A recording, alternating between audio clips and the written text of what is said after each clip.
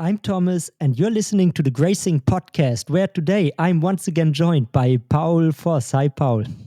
Hi, Thomas. Today, we want to do two things at once. We want to talk a bit about your last weeks. Essentially, I believe people haven't heard from you, at least here on this podcast feed, since Unbound, and a bit has happened both on the racing front. Then you did a trip lately, so a few updates there. And then we will jump into the monuments of gravel. More on this in a second. But first, how are you doing? Back in Berlin. Yeah, I'm back in Berlin finally. I was on the road for 2.5 weeks, doing a race in Luxembourg, then some off days in Paris with a good friend or my best friend, and then I spent a couple of days at the Eurobike, and then I flew to Spain for a 4-day trip to shoot a new Airbus helmet, and now I'm back in Berlin finally. And I think before the race in Luxembourg, you even did the Blåvandshuk Gravel. What is the correct pronunciation? I don't know the correct pronunciation, but Blåvand. So so in Denmark on the coast, was quite nice.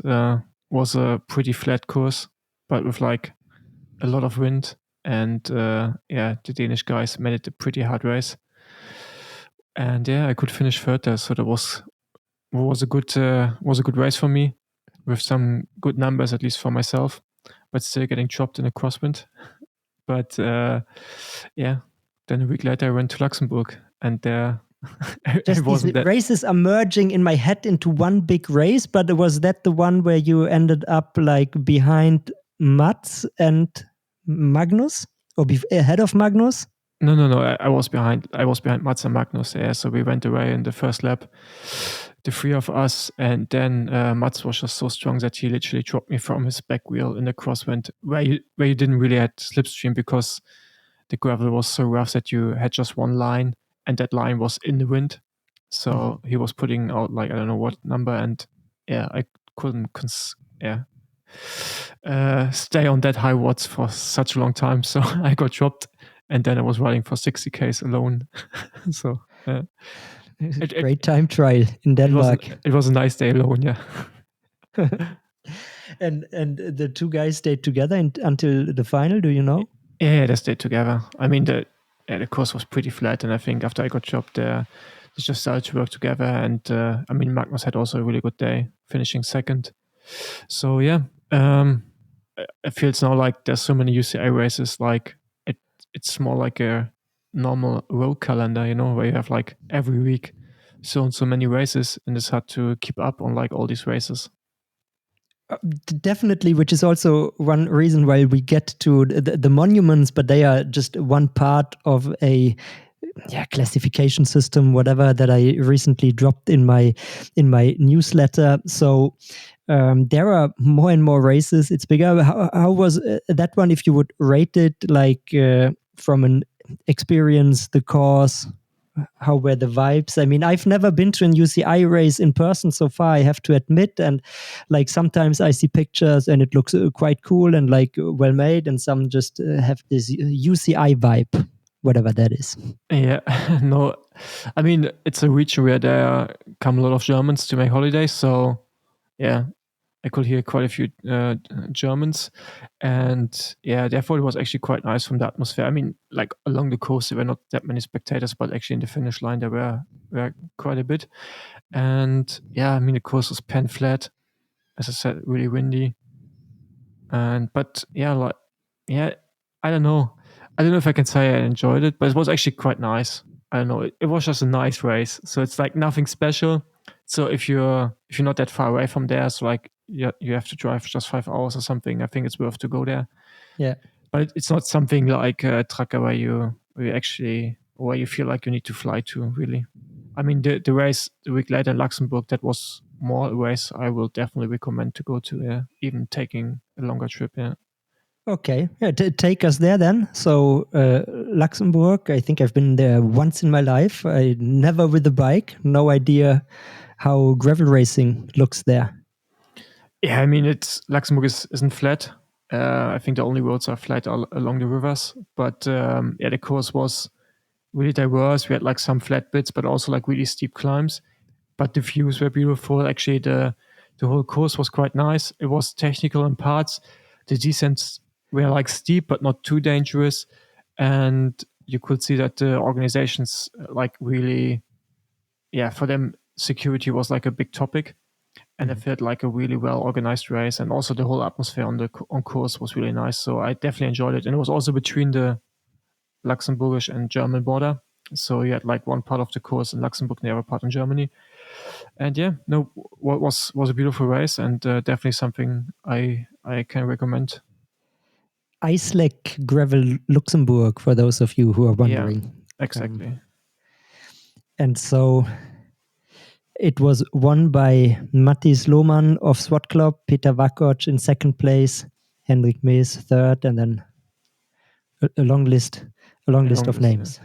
Yeah, it was actually one of the races which was quite well. It's a really good competition. So it was like a lot of like big riders from the cyclocross scene and a few mountain bikers. So yeah, it was a really decent race. Yeah.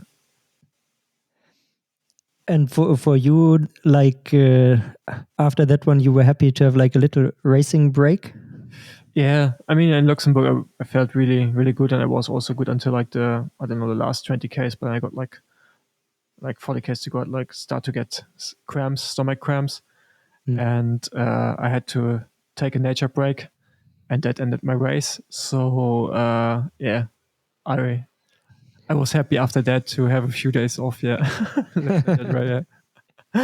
No, as I said, I went after that to Paris and then spent a few days in Frankfurt and had just a week of not really riding that much. Yeah.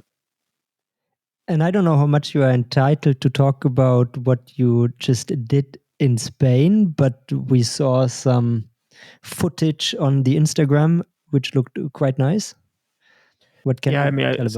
As I mentioned before, like we shooted some video stuff for like a little film about the helmet I developed with Airbus and also a bit about my career. And yeah, I think the helmet was not officially launched, but it was shown on the Eurobike. So the B2B clients and also I think on like the public days, the people could see it. And yeah, it should be, I think I will wear the final version Rad am Ring. So like my next gravel race in like 2 weeks. I should be able to race in it, yeah. I mean, given the temperatures, that was like during peak heat wave in Europe. I hope it was a well-ventilated helmet. It is a well-ventilated helmet, but also I felt like I was cooking and like because I went through a desert in Spain, but desert, but then I looked at the news and in Germany was just as hot as in Spain, but I still think maybe like riding by like 40 degrees through the desert wasn't the best idea that day. But I made it somehow, and it was a nice trip, like going from the desert to like the Pyrenees, and enjoyed it. But now I'm back in Berlin, back into training routine and getting ready for the second part of the season. Nice. I mean, I find it cool. Is it like another dedicated gravel helmet? No, these things don't exist. Wouldn't make sense, or do they promote it? Yeah, it's a gravel helmet. Yeah, it was designed and made for like gravel specific use. Yeah. Okay, interesting. And then like a proper multi-day production for the movie. Yeah, we spent 4 days. Yeah, we spent nice. 4 days riding. Yeah. So I actually tried to get in some kilometers because it was my first week of training back after the break. Mm-hmm. And I told the guys I kind of need to get some kilometers into my legs. So, which I did, but obviously with a few breaks in between to do repeats on like nice spots to go up and down, up and down. One more shot, please. One more shot. Yeah. But it was nice. Welcome to the reality of a gravel pro. Yeah. Cool. So I mean, because probably some of the people who listen to us are also going to be at Nürburgring, and so am I. You already told me once we spoke, like run 45s, but as you know, I can fit only my 35. So here we go. Always when you ask me for recommendations, I'm like wondering why you're actually asking, because you like for you it's always the maximum possible. So true, but is there from your recon anything there that the people out there should be in particular aware about? Who will you race against? Like at the pointy end, are there other people coming that we should be aware about? Yes. So first of all, the course. Yeah, I mean, I definitely recommend like 45 mil tires at least. Of course, if you can't fit them in, then go with the widest possible. And I will also choose like tires with profile. It's a fast course, and I think it should be dry. So it's not like that you have to like fight with mud, but there's some descents and also some uphills where it's good to have a certain grip level. And yeah, the course is not super technical, but there of course are some technical bits.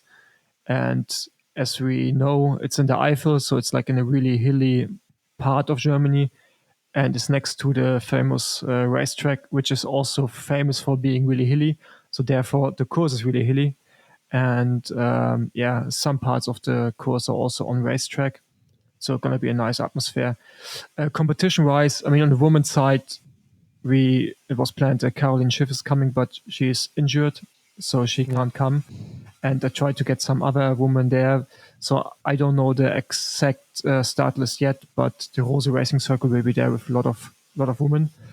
So yeah, on the men's side, to be honest, I don't know exactly who's coming. I know that yeah, as I mentioned, Jasper Okkelon, but then also Kevin Panhuisen from Netherlands. I hope I pronounce him right. Is coming, and a few of the Rose Racing Circle guys, including Lukas Pesselberger. So yeah, we will see. There's some money on the start line, so you can actually win a few euros, and I think that might be a good motivation for a few guys and girls to come. Cool. So, as you already talked about the very full calendar of gravel racing, this culminated, I think, as we record this 1.5 weeks ago, on a weekend where we had Oregon Trail Gravel Grinder finishing with the final stages. We had SBT Gravel. We had the new race of the BWR Belgian Waffle Ride Series happening. And in Europe, we had the Swiss Gravel and Octopus Gravel all at the same time. So that was a pretty packed weekend, which led me to write a little piece where I created like a categorization of races. Of course, we know, if you're following road racing, we know there are the monuments, there are the classics, the semi-classics, and something as a categorization I presented there. I tried to keep it a bit more fun, and at the bottom, of course, we have grassroots racing, which is where gravel comes from, and what is still the heart and soul of gravel racing, especially in the States. I think an observation I made in the last, I don't know, month is because it's so hard to put together races. We have more of this distinction between events and races. So I think most gravel events would also fall into this last part. And then I called them calendar fillers and chat GPT races the next stage up, which I assume a fair number of the UCI races, just also because they are so new, fall in there. They have no reputation yet. They are not iconic in any sense, which of course on the road we have some races with like 100-year-old history, which in gravel doesn't exist. Then the next tier up after those is what I called the hashtag if you know races. So these are really beloved people who went there. They recommended usually they speak highly about it. These races have a good vibe, but the start list is not completely full of hitters. You probably have a few pros there who fight it out, but it's not a completely stacked field. Then one level up from there, I called those the gravel classics. And that is where you already have a lot of hitters. And then up from there are the monuments of gravel. On the road, the monuments are iconic, old, super long. There is a certain criteria. Of course, as I already said, we don't have the same in gravel, but there needs to be a list, and I defined a few rules. So, of course, they need to have a great reputation. They need to be, everybody essentially needs to go to these races to qualify.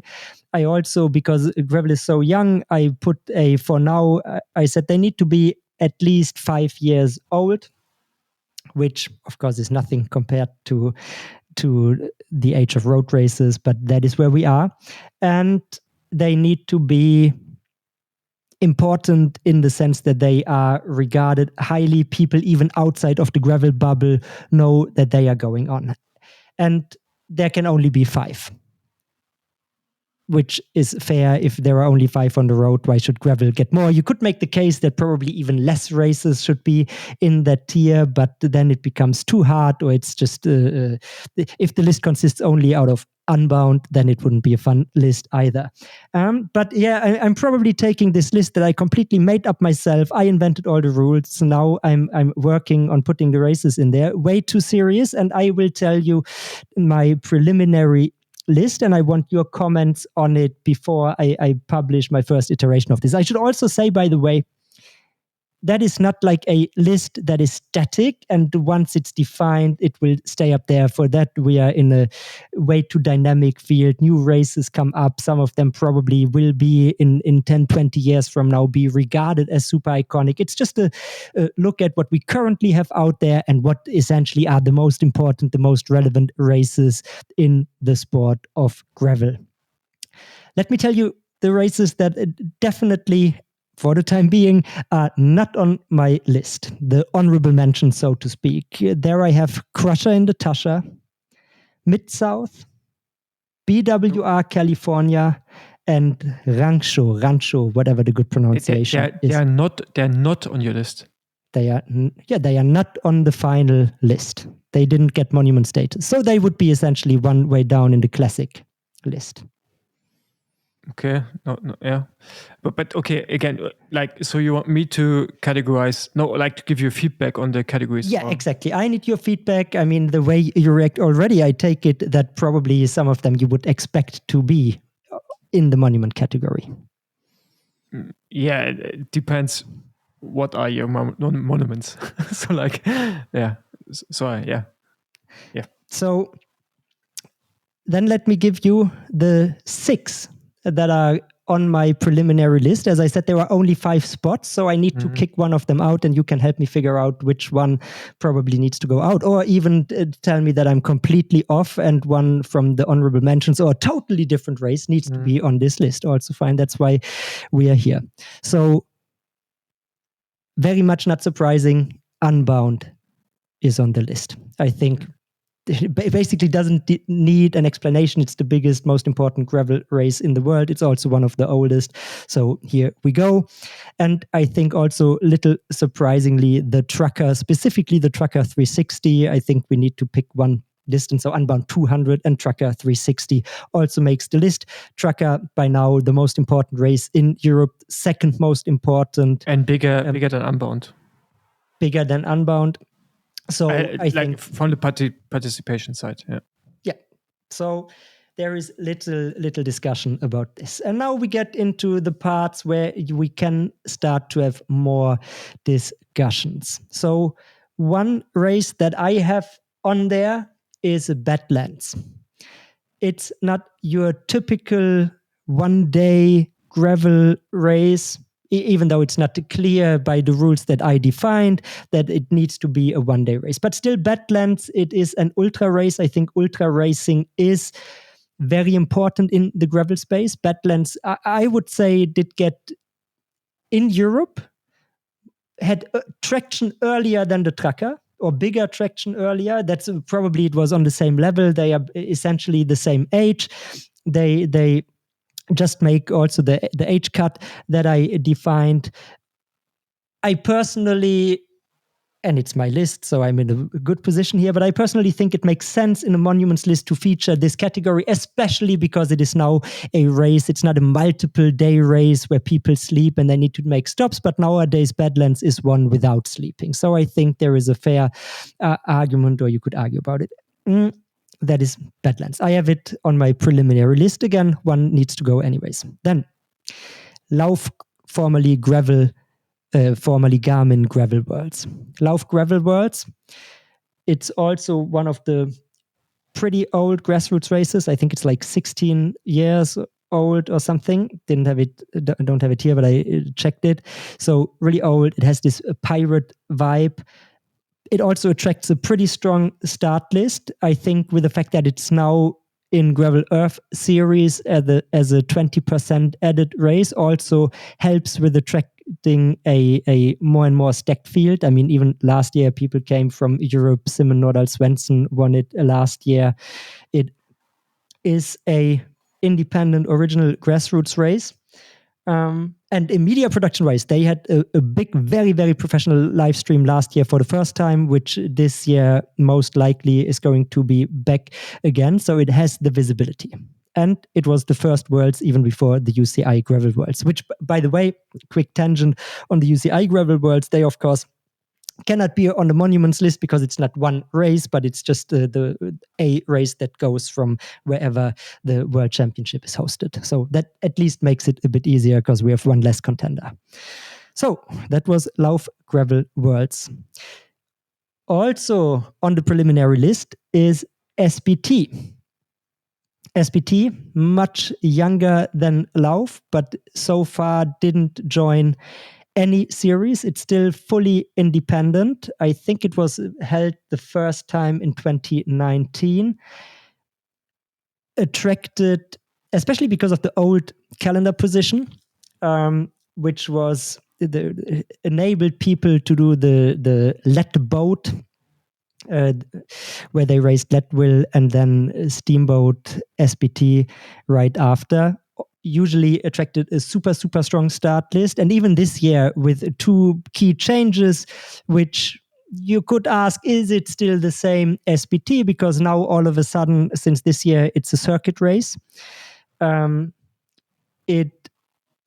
was on the calendar, as we said, with a few other races. It definitely had the strongest field of competition on the weekend between all the US races and also the European races, which are not such highlights. And last year you were there, many Europeans were there. This year a bit less for whatever reason, but yeah, it's on there. And the last race on the preliminary list is Big Sugar. Big Sugar, the final of the Lifetime Grand Prix. Lifetime Grand Prix, arguably the biggest, most relevant series in gravel racing, is usually decided at Big Sugar. Also old enough to make the time cut and on the list. So these are the 6 on the list. Yeah. Boy, so like I'm missing, for example, the Rift. I'm missing Gravel World Championships in general. Yeah. But World Championships can't be on there, can they? Because it's not like the UCI World Championships are also not one race. They aren't a monument. They go from place to place, and it's always different. Yeah. Otherwise, of course, they would have to be on there. But a monument. I mean, for me, for example, Mid-South is like, I mean, it's an important race for the Americans. No European really goes over there because it's so early in the year. But it kind of feels like in that competition, it should be also on the list. I don't know. I don't know. I think Badlands was important for like a few years, but now like kind of disappears a bit, to be honest. at least in the wider public. And I don't know. So let's probably go through the list and the names one by one, and you can react to each now that you have the overview of what is on the list. So I think Unbound, check. Yeah, for sure. Yeah. Tracker, for sure. So Badlands, you already said, probably not on the list. Lauf Gravel Worlds. I think here it becomes interesting. Yeah, I think it's a prize purse, which makes it interesting. I think without the prize money, we will talk about a different race. And therefore, with the prize money, it kind of has to be in there because a lot of guys going over there and girls. So it's, I also have a flight for that race. I'm not sure if I'm gonna do it, but at least I planned it earlier on. So yeah, I think you could leave that on there. Yeah. I mean, to me, given especially the history and the vibe, plus the media production, these are all cases for me that where I think, because to be honest, like even Lauf, SBT, Big Sugar, I've made head-to-head comparisons between these races to really find out who should be on there and who I need to scratch. And I think with also what I wanted to represent and the origin of the sport, which is grassroots events in the US, and of course, like Unbound, formerly known as Dirty Kansas, has like this history, but they are now also the lifetime Grand Prix main event. And Gravel Worlds, even though they now joined Gravel Earth Series, it's still independent, right? It's still owned by the founders, run by them, because the series operate differently. Lifetime wants to own these races, and Gravel Earth Series cooperates with the organizer. So it's a bit the best of both worlds, super relevant in one of the two big series, but also still indie. Yeah, I mean, I'm really missing UCI races, to be honest, because there are like a few races in Europe which have already the name to it. I mean, for example, the race in Falkenburg is like always big numbers and participation. Of course, they have also had a bit of trouble this year. I don't know how long they're already running. It's probably not 5 years. So I guess that's why the reason that none of them is on there. But yeah. Yeah, and to be honest, like which would you put on there? The race in Falkenberg, what is it called? Yeah, if you don't have the name top of mind, then probably it's a good indicator that it can't be. But for the UCI race, you always have the town or the city in mind. You know, okay, free rides, because it's a German race and you kind of know. But I don't know how the race in Singen called, except from being in Singen. I don't know if it has Hegau Gravel. Yeah, so so it's like, I think that's a problem from the UCI races, that they're like too closely. How to say it, like in connection with the UCI, and that. I mean, the one that I considered a bit is the Grellock. I think it's how it's correctly pronounced, because this to me is like already standing independently as a race. Yeah, I mean, it also, I mean, I think a monument is like, you have to take a certain parts into account, and like also for Grellock, I'm definitely in it because it's a beautiful course, it's a nice area, and it's worth the trip. It's like one of these races where actually it's worth to take the trip, and even better that you can qualify for the World Championship. So, but yeah, no, I mean, let's stay with the list you made. So Gravel Worlds, yeah. I'm with you. In the end, you're right. It's surprise money, but then also like the TV production, and it's a long-standing race. Yeah. So which, okay, like if for you would say like let's cut Badlands out of there, which is a case, then there would be SBT and Big Sugar on there, and we wouldn't have to talk about these two. I will also cut out Big Sugar, to be honest, because Big Sugar is just big for like the lifetime Grand Prix in the end of the season. But for me, I mean, as a European, it's now the question if you are like if you take from European or the American perspective. And for me as a European, I would say something like BWR California. It's bigger, like media-wise, but the competition is not as good anymore as it used to be in the past. Yeah. But then you look at Mid-South, it's really early on in the season, and it's like one of the first important races in the US. So it's kind of tricky. SBT definitely, it's SBT is already a classic, and I know a lot of guys that just train for these races, and it's really important. The reason not so many Europeans came over this year is just the timing, because it was like 3 weeks after Unbound, and usually the most people stayed away like a couple of weeks over there, and at one point you have to go back as well, and it's also an altitude. So before it was always in August, and it was actually nice to have a break after Unbound. Then you went to the US to do like a nice preparation in altitude, and then you did the race. But now I think the timing was really the problem. Yeah, definitely. And let's see what their calendar position is going to be in the future, because this year, of course, they also moved it because the old calendar spot was, and that is the reality of gravel, the farmers there, it's like the peak harvesting season there, so they had to move it. Hopefully, they will find at least less competitive slot where they don't have to share the attention with all these other races. But yeah, so SBT, I also agree. I think it belongs on this list, and my gut feel is that probably Big Sugar will be the cut, but okay, you already brought up a few names. For instance, the Rift, that you think could make this list. Give me the Rift case, because I didn't have it on the honorable mention list, but definitely one that I considered and should at least be an honorable mention. But what would be your case for the Rift? The iconic scenery. So it's not, I mean, the racing really depends on like how the winter was. So if you have washboard or not, and also on the competition. But I think this year, for example, the competition will be better again than maybe in last year. So it's also sometimes a pain in the ass to get there and to find hotels, so that makes it a bit complicated to really participate in there. But it's also one of the earlier races, and also one of the races which always instantly sold out. I don't know how it is these days, but I did it once, and I mean, I don't necessarily need to go back there, but I think it's like one of the races you should have done if you kind of like want to do all the important races in gravel, at least in Europe. For me, the Rift is one of these things, and it's also one of the standalone events. Like they don't need necessarily a race series; they're like a name for itself. So yeah.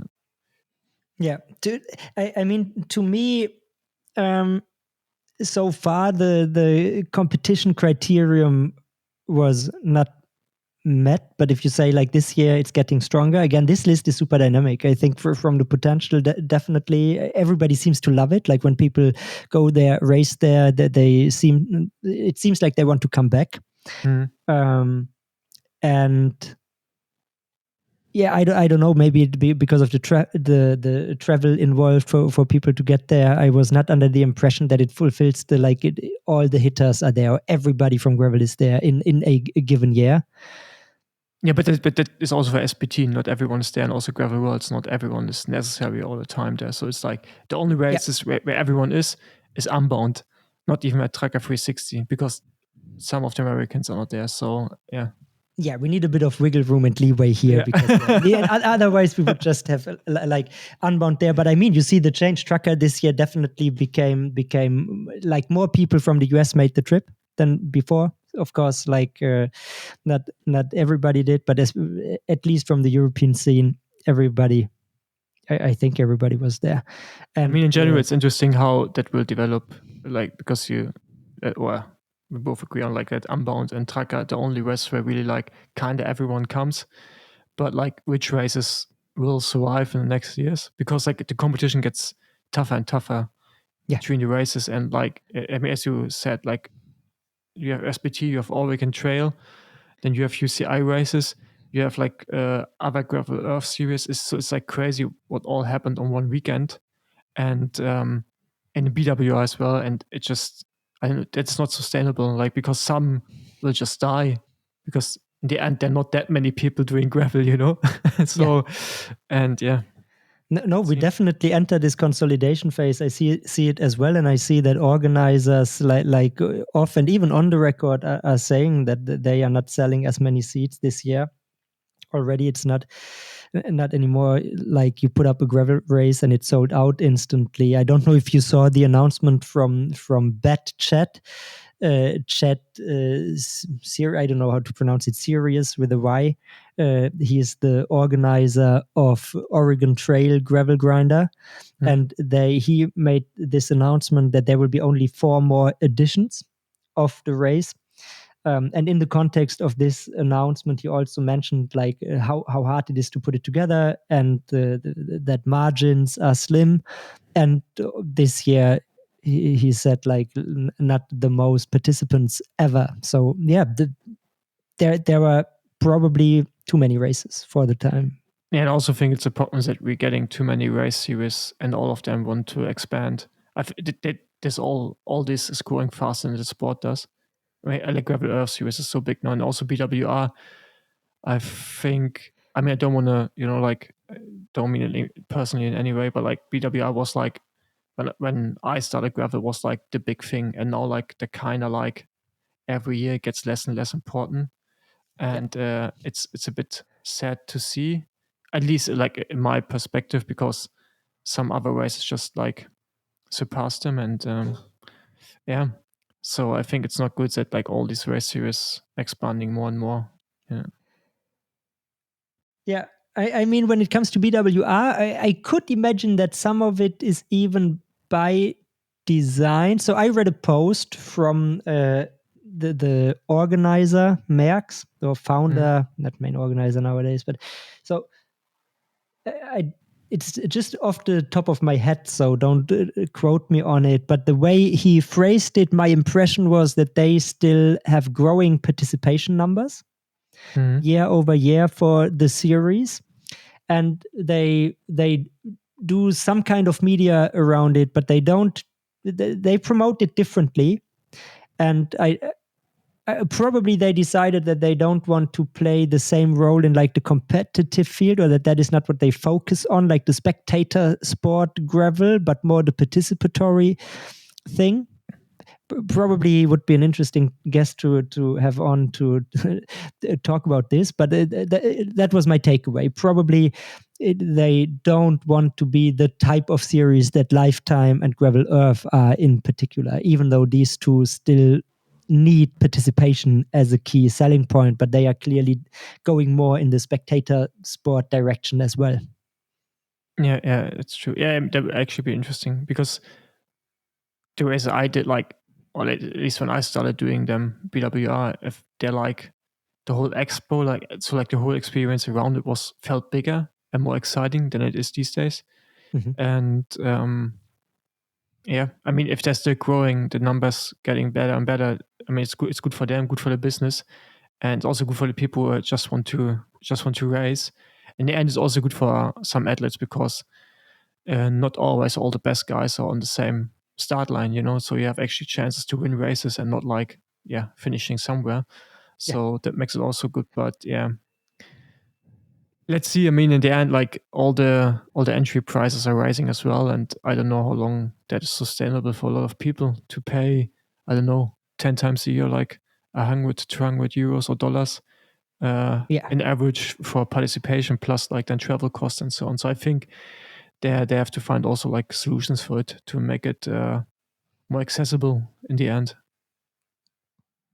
Yeah, definitely. Then the question becomes, what is the target audience? I mean, is the target group doing like 10 races, like on the mass participation side, not on the pro and competitive level? But do you do 3 races, 4 races a year, which are probably then for you more events, and then depend if the experience is also worth it and everything you get, then maybe you don't mind paying a bit more for these races.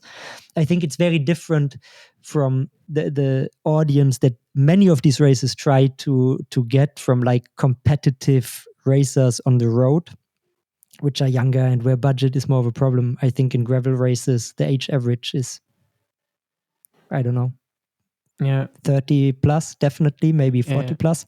But I would also question the experience part of it. So I don't know if the start money you pay really, mirrors the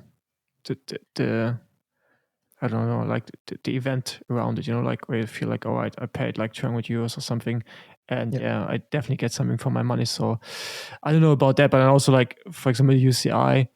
I'm curious what they're gonna do in the future. I mean, now we have more and more races every year, and now they kind of have also like a list with like it's like a GC, where guys and girls like can be leader of the overall World Gravel Series, but then also you have so many races. So in the end, like, of course, you still have to win these races and have to be in front all the time. But if you really want to make it like count and make it valuable, I think you have to cut down the series to like, I don't know how many races, and then so many races are counting or whatever.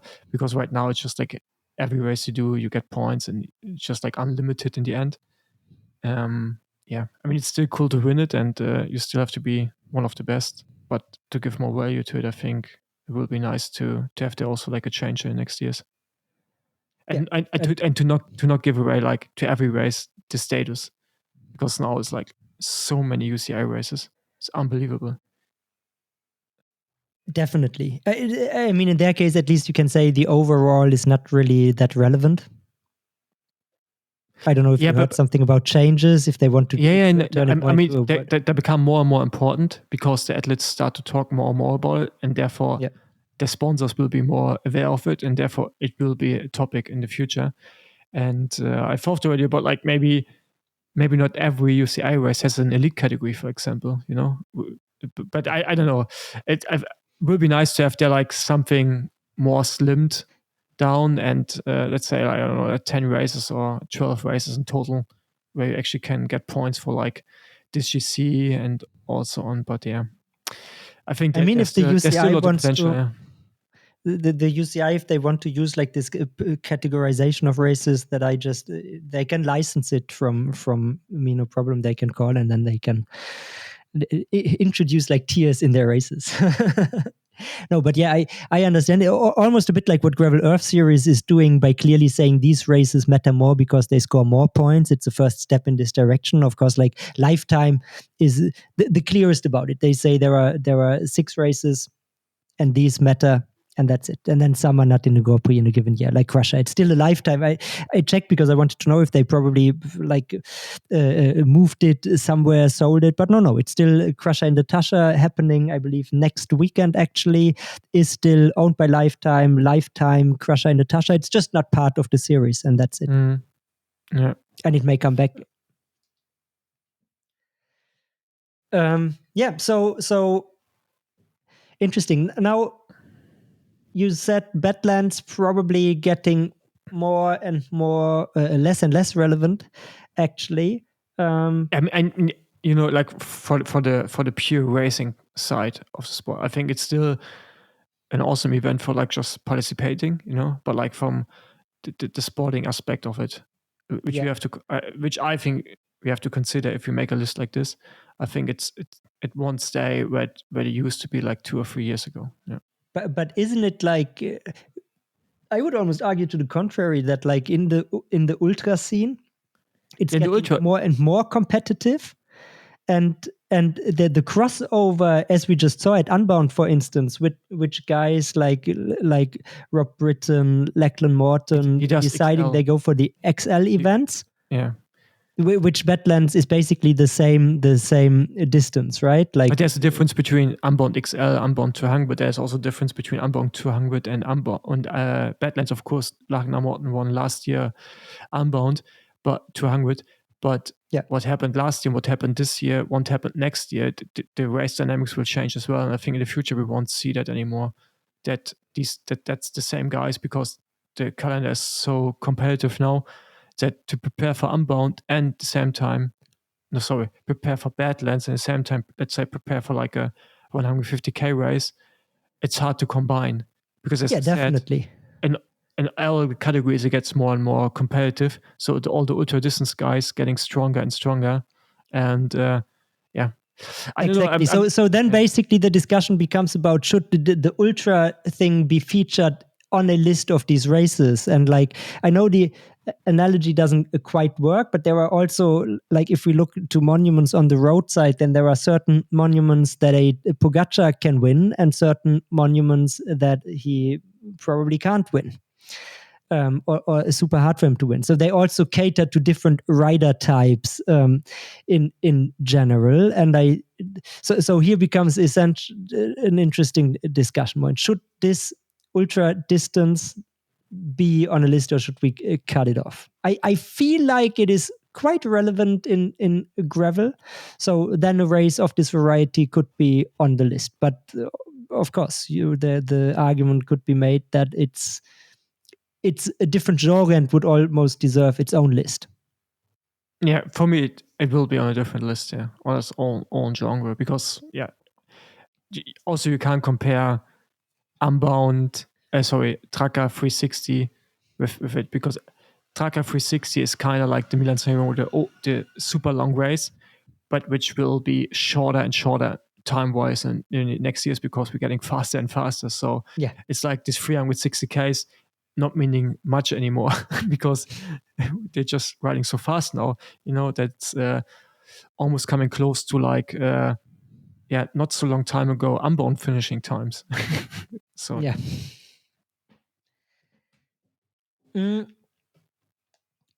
So any other European races that you think we should consider for status? No, for me the Rift is the one. Only one I was really missing. For me in the UCI calendar, like a few races which they're not monument status, but they're like kind of like nice races. But yeah, of course, it's they most likely don't have 5 years yet, and also they don't have their own standing. So unfortunately, I think that's the price you pay when you're part of UCI series. It's hard to get your own identity.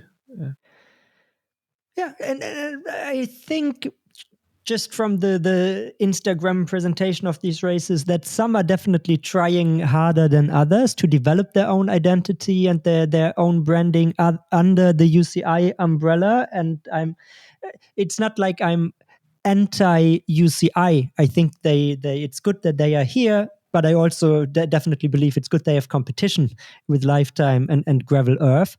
And I think some of their races can definitely and should elevate or rise up in the ranks of these categories as time progresses. They get older, more standing, and also as these become more important for gravel racers, right? And like we already argued about the World Championship, which if it would be a single clear race, then it would be in the list. As it is, it in my mind can't be a monument. Yeah, I agree from that perspective. No, and so as I mentioned, I will take out Badlands and probably the last one, Big Sugar out, Big Sugar, and the Rift in. Put the Rift in, and then maybe even like kind of mid-south, because for me, like, monument status is also like about like the whole how the race could be, like, I mean, mid-south is famous for like it can be really muddy or not, and one day you have 30 degrees, the other day you have snow, so kind of like the epic stuff around it. So yeah. But I also see the point that it's not on there because it's so early in the season, and actually really just Americans going there. Yeah, but also like it definitely deserves consideration for this. Let's see. I thank you definitely for your thoughts and the input and the final list. I think I will publish it this week. I think this week it will get out, the first iteration, and then people can join in the conversation on here. Cool. Anything else that we need to address and talk about before we call it a day? No, not really. I think you're gonna drop a new episode after this as well, or maybe before this, about Oregon. Yeah, Oregon will be live before this one here goes live. Okay, so so therefore check those episodes out, and then see you soon. Gravel. Yeah. Yeah, see you.